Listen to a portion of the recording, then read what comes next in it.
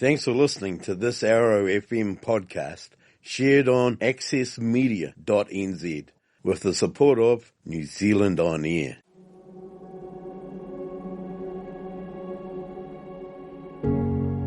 Hey legend, welcome to World Domination. I'm your host, Monica Ferguson, New Zealand girl, mindset coach, here to help you thrive, to help you heal, to help you overcome all those old feelings of unworthiness and fear and limits and doubts, and help you to step into the greatness that you are literally created for. I bring you amazing people from all around the world to inspire and empower you. So let's get into it. Hey, beautiful people, Monica Ferguson here, and welcome to this week's episode of World Domination, where we're going to talk about how what you seek is seeking you. Now, this episode is going to be a mini coaching session, honestly, because this is what happens with every client that comes to me, is we have to get really clear on what they want, right? What their limits are, where their doubts are, where they lack self-belief, self-confidence, what are the stories they're telling themselves, all that stuff, right? So this concept of what you seek is seeking you, right? You've probably heard that, right? Everyone throws it around like it sounds like a nice fluffy sounding quote, but it's actually so much bigger than that, right? And this conversation is going to be quite a spiritual one because we really kind of have this discussion about purpose and calling and, the meaning of our lives without actually zooming out and looking at bigger stuff. And because at the end of the day, we are all souls. We're spiritual beings having a human experience. And personally, I believe that every single person has been put on this planet with gifts and talents and abilities and wisdom that could literally change the world, even if that's the world for their family or their community. Doesn't always have to be world domination, but I do believe that each of us have a unique calling, something that fires us up, that makes us come alive, that makes us want to leap out of bed in the morning. And so much of it is we've got to uncondition ourselves from what we're taught from society, right? Which is a very fear-based scarcity model of you have to work a job, you need a 9 to 5, a lot of people have jobs that they hate, but they stay there because they think that they need to, because no one in their life has told them, hey, you can actually do things that you love for money, or there are other ways of receiving money other than doing things that you hate. So let's have this conversation. So something that I love, right, is the word desire. And I really like to break this down for myself and look at what do I truly desire. And the origins of the word desire in ancient Greek actually break down to of the Father, meaning your desires are God-given, which I love because straight away that starts to challenge some of the stories that we have, right, around greed. People don't want to ask for what they actually desire because they think, oh, it makes me greedy, or who am I to ask for this? Actually, who are you not to? The fact that that desire is on your heart means that it is for you. And I don't care if we're talking about millions of dollars or cars or material possessions. And something that I invite you to do is notice in yourself where there might be some judgment or, tension that comes up in yourself as you listen to this episode. Because if I say to you, hey, millions of dollars in cars, and you're like, ugh, only greedy people have that, then that's going to show us where some of your scarcity thinking might be hiding. Your money mindset things can, have some tweaking. Because this is all stuff that so many of us carry, right? There'll be so many trigger points that I hit with you in this, because this is stuff that every single client brings in, and stuff that I brought in, right? I was exactly the same. And until we have an opportunity to unpack the things that we are taught and we just accept to be true, why would we think another way? Especially if we're surrounded by people who all think that way. They're all doing stuff they don't want to do. They're all complaining about their lives. If you don't have someone in your life saying, hey, you're actually allowed to ask for more, and not just allowed to, like, it serves everyone for you to have more. Think about this. If we go back to my previous point, let's just operate in a model where every single one of us is special. Every single one of us has a purpose on this planet. Every single one of us has gifts to offer the world that make a difference, right? Let's just assume that that's true for a sec. So you and your gifts, right? The happier you are, the healthier you are, the wealthier you are, the more you have to give to others. The more that you are overflowing and abundance of everything in your own life, love, joy, money, whatever, happiness, the more you have to then give to others. So everyone benefits, okay? No one benefits by you being broke and negative. And this is where it gets really interesting with that mindset. If people think, I don't want to be greedy, so I'm not going to ask for more. But the thing is that no one benefits off you having just enough to get by. If you have more than you need, you have more to give away. You have more to invest in your family and your children and your community. You have more to hire a team to help you do things that then employs them and serves their families and creates more impact for other people, right? So it's totally back to front how we're taught. So desire is of the Father. So anything that you desire is for you. That's how you can think about this. If you desire it, it is for you. Simply put, to the core. Anything else that you've attached to that, any shame, any lack stories, any limiting beliefs, that is to be addressed at a later date. But to the core, trust your gut. What do you desire? Right? And I'm going to talk you through some steps. So I highly encourage you guys to go and get a journal. You'll need it for this, because this is going to be a little mini coaching session. It's going to get some serious questions and things moving in your minds. So if we take the desires that we have, right, and then we combine that with the awareness and the knowing that we create our lives via our thoughts and feelings. And so we're literally able to create whatever we want in our lives when it is paired with enough belief and determination, right? Now, this could be a whole other episode. Call it manifestation, call it creation, whatever. At the end of the day, what we know, and this is science, this is quantum physics, is that thoughts have a frequency. And so the continued thinking of thoughts emit a frequency. So it's not an accident, and then when we combine that with some of the stuff that I've spoken about so much, because I want you guys to really understand how the subconscious mind works, right? We combine that frequency with an understanding that the subconscious mind is literally filtering our reality to validate our beliefs, right? So if you, remember how every second we receive millions of pieces of information, right? And the mind can physically only process 132. So it has to filter it down. And the way it does that is it looks at what you believe to be true, and it thinks, okay, so you think this all the time, therefore it must be important. So I'm going to filter for that first. Which means, if we think about this in a practical sense, most people, right, think about how unworthy they are, how unattractive they are, how hard it is to make money, how miserable they are at their work, how crap their friends are treating them. They look at the negatives, right? Because they're not really aware of the power of their thoughts, and they're not really taking charge of them. This is how most people operate, right?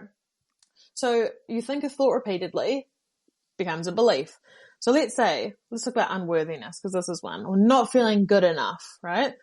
Let's say you think constantly, I'm not good enough, I'm not good enough. So then your mind literally starts to filter your situation, your reality for evidence of that. And then, so then you're emitting all the time thoughts of not good enough, not good enough. So guess what? You create it. And then you filter to see it. So you literally create a situation for yourself of not being good enough, not feeling good enough. However, that does not mean that it's true. It simply means that's where your focus is. The moment you start focusing on something different, you start seeing different things, right? It's like that example that everyone gives around a car, right? You buy a new car and all of a sudden you see it everywhere. Everyone has that car. And it's only because your awareness has shifted to that car, right? Like in my group coaching programs, we always used to pick something at the end of each call for the next week. It was like a game, and we'd pick some sort of obscure thing that you wouldn't normally see in everyday life, and it would become a game, like to see who would see it first. And what we're doing is accessing the reticular activating system in the brain, right? It's that filter that we spoke about. So all of a sudden, your brain is like, oh, we're looking for it. Your mind is looking for it. Therefore, guess what? It finds it. So our power is in training our mind to seek out what we actually want. So you start thinking about abundance, luxury, you start thinking about happiness, you start thinking about love and joy and whatever it is that you want to think about. And guess what? You start seeing it. And then the more evidence that you have, the better you feel, right? The more you create, and then it goes around and around. But initially, that first shift takes some conscious effort because most of us have practiced thinking really average thoughts. Okay, so my first point for you guys, journals out, pens out. My first question for you is this. What do you actually want? When you think about your life, what do you actually want? Not what do you think is realistic or what would you settle for? What do you truly, deeply desire? Right? Take off the limits. So I'm going to borrow a template from my mentor, Stuart Walter, and he teaches these 4 categories, and my clients that are listening will know because we've all been here. All right. 4 categories, right? Number 1, happiness. Number 2, health. Number 3, love, self-love and other love. And then number 4 is wealth, right? So what we're going to do, and you guys can do this later on, because it's good for you to give it some real thought, right? Is write down what you actually want. What do you truly desire in those 4 areas? What makes you happy?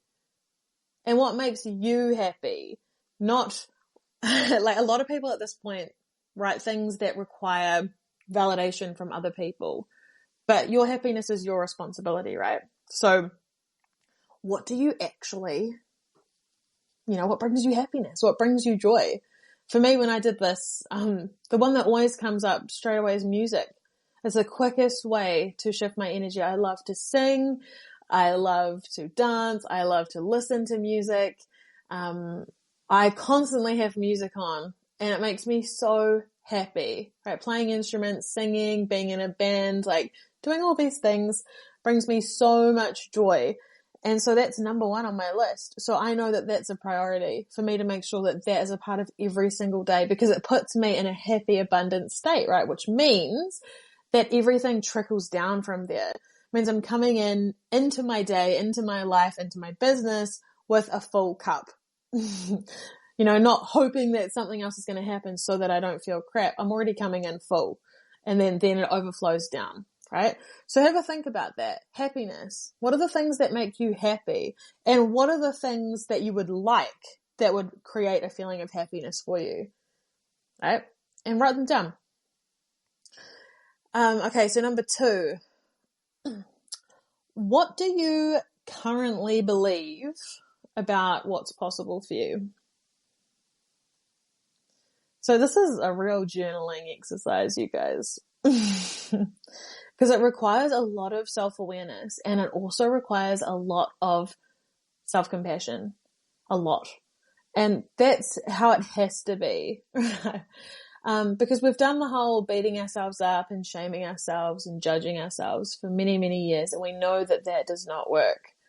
So what if we simply looked at our current beliefs without judgment? Simply just observing, right? Neutral stance. Because the truth is, anyway, most of your beliefs came from other people. The subconscious mind, which makes up 95 to 97% of your mind and is in charge of your thoughts, your behaviors, your actions, everything, it's driving the show, right? It's formed, so the subconscious mind is formed from 0 to 7. And that's, when you're a little kid. So you naturally learn your default settings from your parents, which is great if your parents taught you really abundant, big vision beliefs. But most of us didn't have that experience, right? Most of us were taught things that aren't necessarily going to help us get our desires. Things like money is the root of all evil, whatever. I mean, all of us have a unique set of experiences here, right? Those of us who had some kind of trauma, we often learned to be a people pleaser. We learned that it's not safe in life, that we're not safe. We learned how to protect ourselves. We learned, to shove our feelings down, all sorts of these things that are still running at the deepest subconscious level. So we can kind of get an idea of what that might be by looking at our life, right? So look at the love in your life, the self-love, the relationships that you have with friends, family, dating, husband, wife, whatever it is. How are those relationships going? Are you constantly, blissful and over the moon and so grateful for how incredible your relationships are?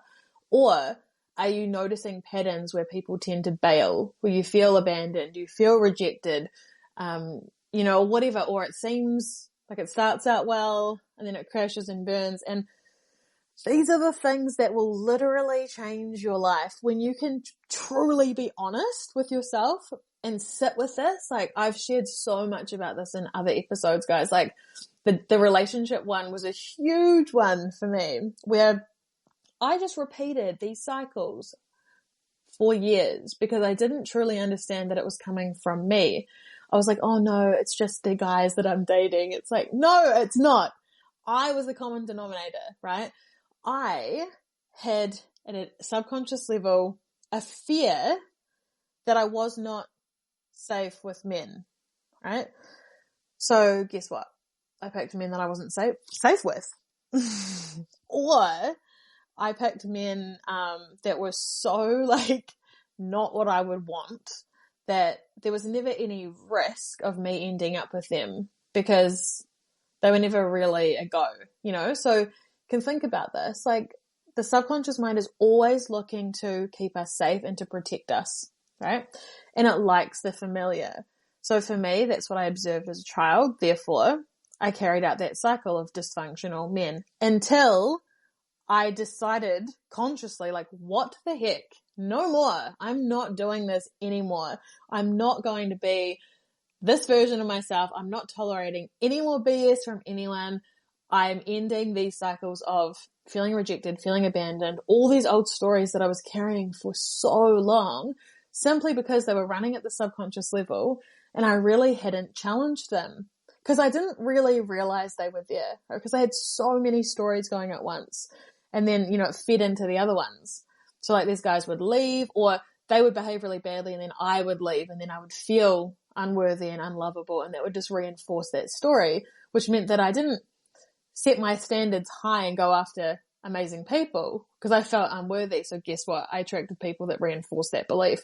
So this is the power for us of truly being so honest with ourselves about our actual honest beliefs. What do you believe about what's possible for you in love, in money, in health, in business or jobs or work? What do you truly believe is possible? Do you believe that it's possible for you to become a millionaire or a multimillionaire? Do you believe whatever?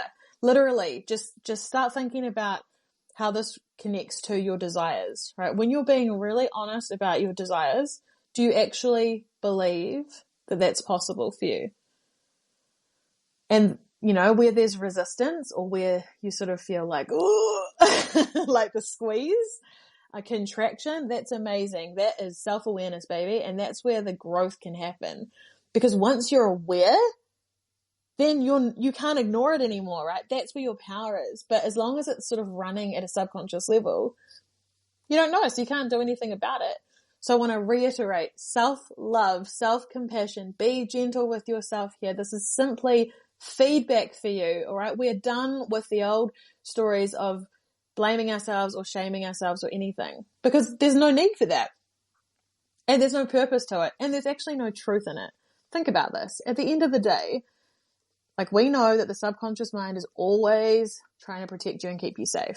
So any old story or pattern of behavior that you've had was simply an attempt from your mind to keep you safe. So how could you feel bad about that? There's a part of you that didn't feel safe. That's where the compassion comes in. Okay. So just to reiterate, my little journaling friends, I expect messages from you guys later, probably Terry ones, because we'll hit some key points here, which is the point, right? This is where the change comes from. So I celebrate you guys for sitting in this space. So just to reiterate, the first question was around your vision, right? For your life. What do you actually want? What do you truly desire? When you take the limits off, what do you truly, truly want? If you weren't worried about how it was going to happen. Okay. So spend some real time on that, which then feeds down into number 2. Do you believe that's actually possible for you? What do you actually believe? Yeah. Cool. And then number 3, what is your relationship like with you?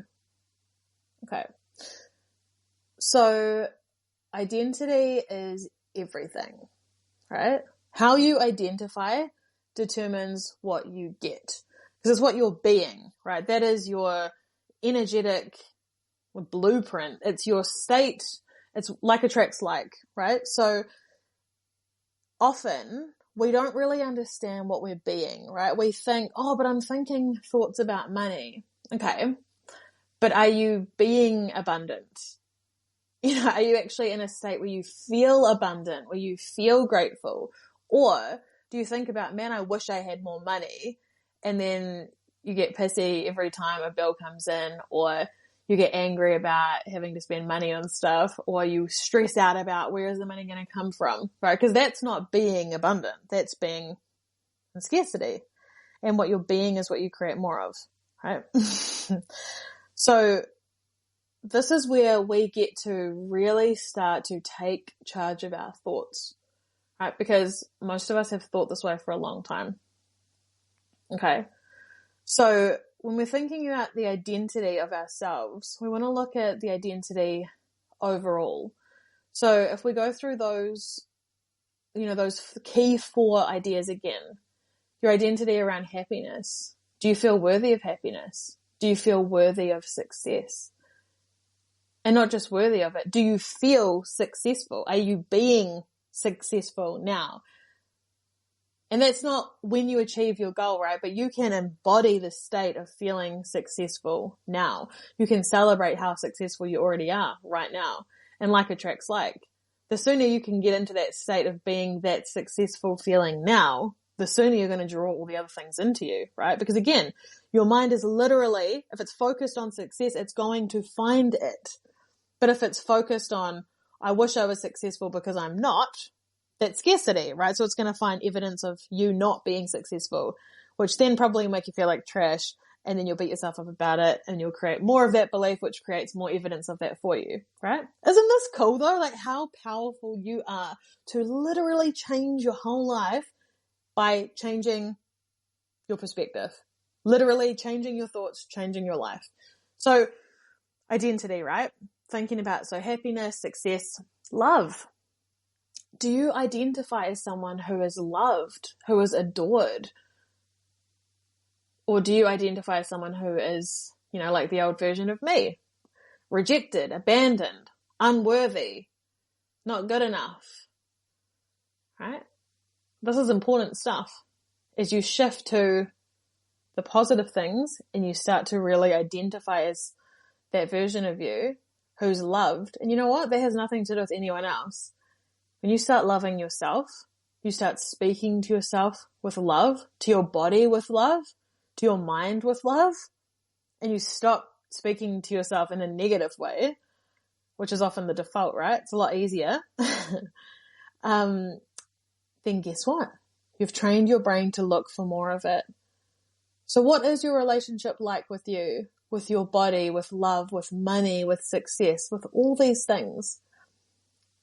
This is a big thing to journal on, because you want to get really clear and honest with yourself about, what do I actually think? And the more honest you are, the bigger the shift will be.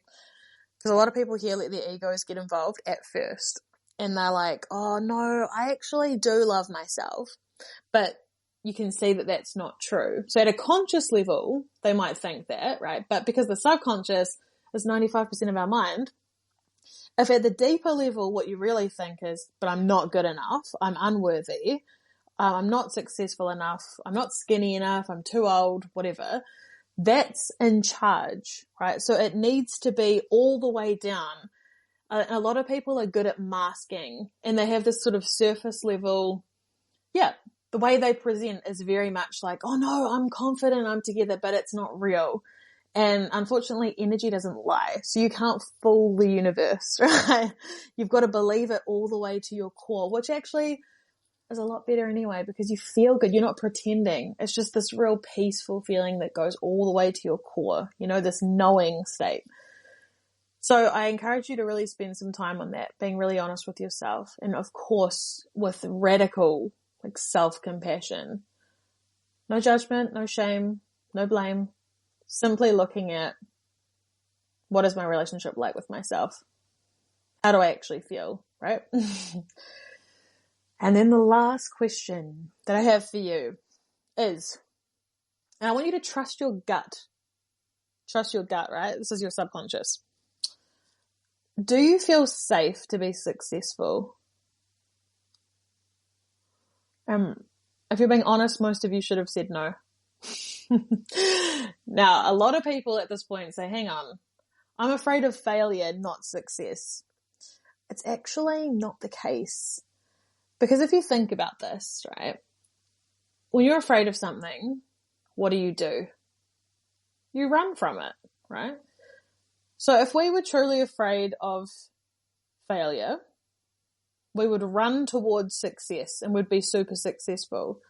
But often it's the other way, right? We go the other way. We're actually running from success towards quote unquote failure. As much as I don't like that, that is what we're doing, right? We're actually shrinking ourselves because we know deep down that we're great.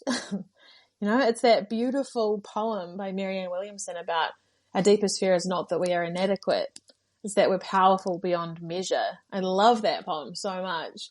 And that's so true. Most of us are so afraid of our greatness because you know what happens when we're great? We're seen, we're visible, we're out of our comfort zone.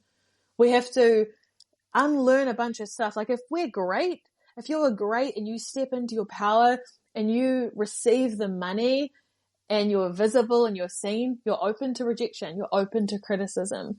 You've probably, one of the big things, right? If we go back to money as an example, a lot of people have this belief that greedy people have money.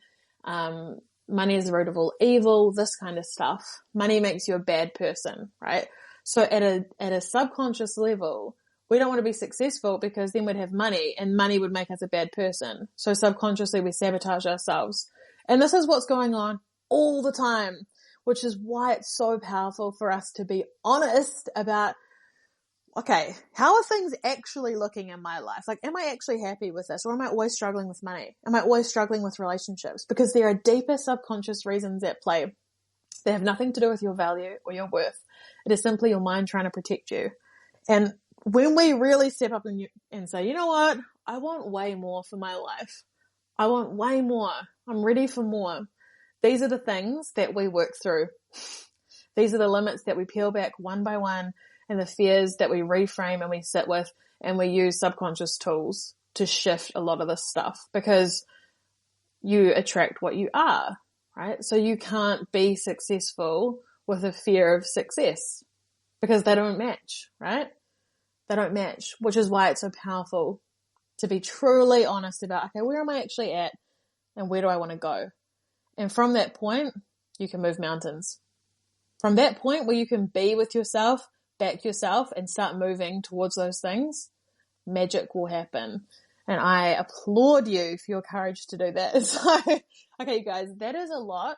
That is a lot for you to journal on and reflect on. I really encourage you to give it a real shot.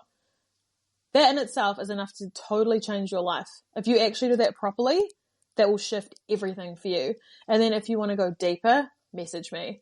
Because when you bring all this stuff to me, I'll be able to help you unpack what are the limits, what are the things going on at the subconscious level, the fears, the doubts, the lack. We'll pull them out and then you can catapult forward. But I'd love to hear from you guys. What's come up for you in this session? And thank you for being here. Thank you for being here. Thank you for showing up for yourselves. I'm so proud of you all, and I'll catch you next time. Ciao for now. And that is a wrap. Thank you for showing up for yourself, for being here, and please let me know your aha moments. I want to hear all about them. For extra support, make sure you're following me on TikTok and Instagram at the Monica Ferguson. Check out the School of Greatness for self-study courses, and of course, if you want one-on-one mentoring, just DM me, and I would love to have a chat with you. Go and slay the day. Thank you for being you. See you soon.